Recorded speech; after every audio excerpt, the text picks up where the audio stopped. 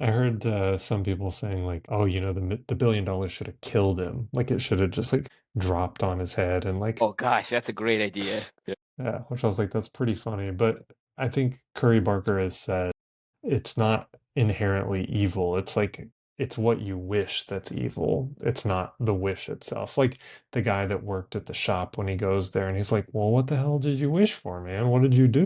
And he's like, I already used my wish and he's fine. Like he's living his best life, like running the shop. And he clearly wished for something that wasn't like, Hmm. monetary, something like that.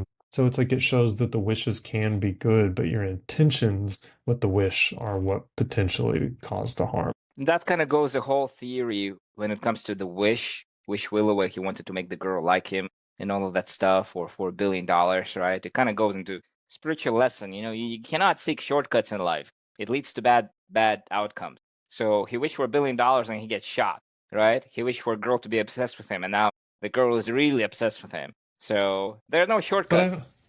I don't think he got shot. I don't think the $1 billion and his wish had anything to do with him getting shot. I think that was just bad coincidence because he was friends with somebody in this bad situation. But I think somebody else could have asked for $1 billion and been fine. But he just so happened Yeah. to stupidly show up at this house when he knew something was off. I guess not thinking like, oh, I'm gonna get shot. Yeah. Hmm. Yeah, it's kind of sad that Ian died because I felt like there was no need for him to die, but they wanted to close the loop on the story, I guess. They wanted all So, the friends to die except for her.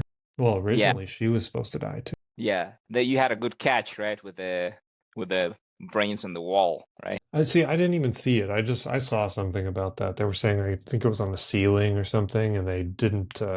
They did like another take after that. But Hmm. yeah, I guess there was only one scene where she acts, like oh doesn't kill herself, and then is kind of realizing, and that wasn't Curry's original ending. His original ending was she kills herself too. Everybody's dead. And my guess was he just watched that take and was like, "Holy crap, that she's amazing." I mean, because in that scene, she's got to wake up. She sees all of her friends dead around her.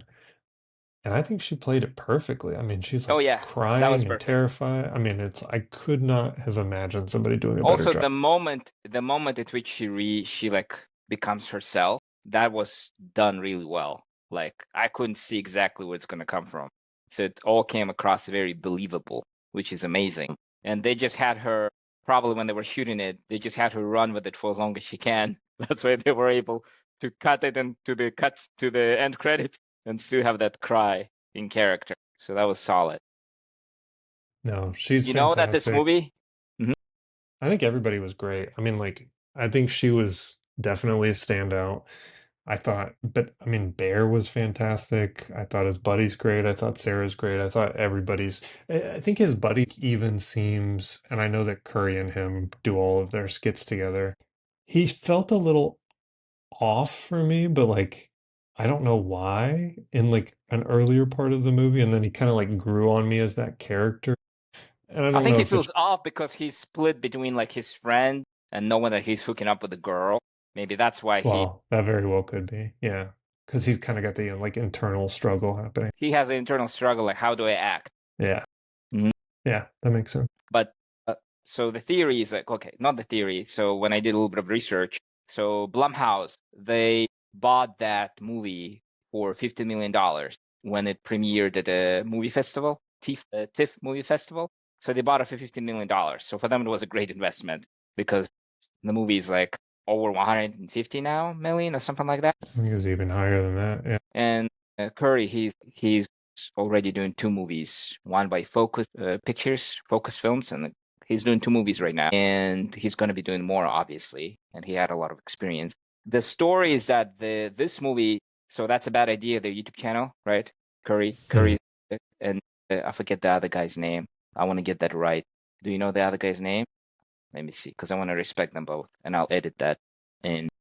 Also, So Curry, on the one Wish Willow in the corner, mhm. there's a cat on the box and it says Tabby, which is the abbreviation for their channel. That's a That's a bad bad idea, idea. Oh, that's great. So but Curry, yeah, Curry, it's Tabby Cat. yeah.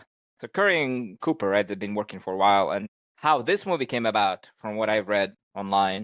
is they have this short horror short called The Chair, and it has 10 million views on their channel. And somebody saw it and they wanted to make a feature out of that movie. And they instead pitched the Obsession idea. And that's how Obsession came up. So, yep. And then from that, the rest is history. Yeah. Yeah, their skits are pretty good. I like a lot of their stuff. It's really funny. I They feel put in the like work. They put in the work. I feel like sorry, it's Curry and what's the other guy's name? Cooper. Cooper. I feel like Cooper, I don't feel that Cooper is a douchebag. I clearly don't know Cooper personally. I think maybe that's what's throwing me off from his character a little bit, is like he doesn't seem like a douchebag guy to me. And maybe that's because I've seen some of these skits and I'm like, I don't see him like that. He just seems like a nice guy. That's why the character didn't appear to you douchey. Maybe.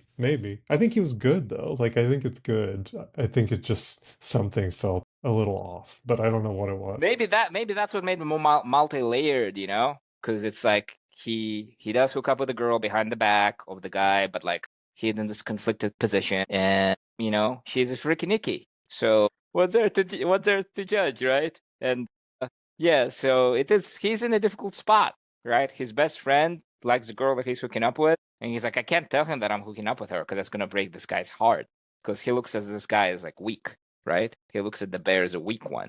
Also, why did they give him the nickname Bear? That's what I'm trying to figure out.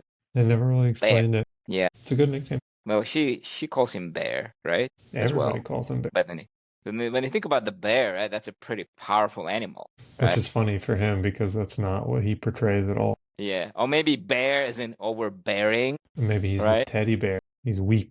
He's soft and cuddly like a teddy bear. That's why everybody calls him that. Good stuff. Obviously, good movie.